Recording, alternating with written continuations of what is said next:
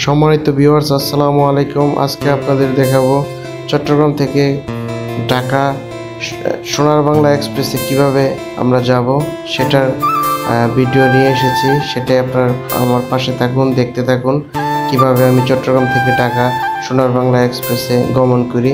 তো সবাই ভিডিওটি দেখতে থাকুন, সবাই ভালো থাকুন, সুস্থ থাকুন।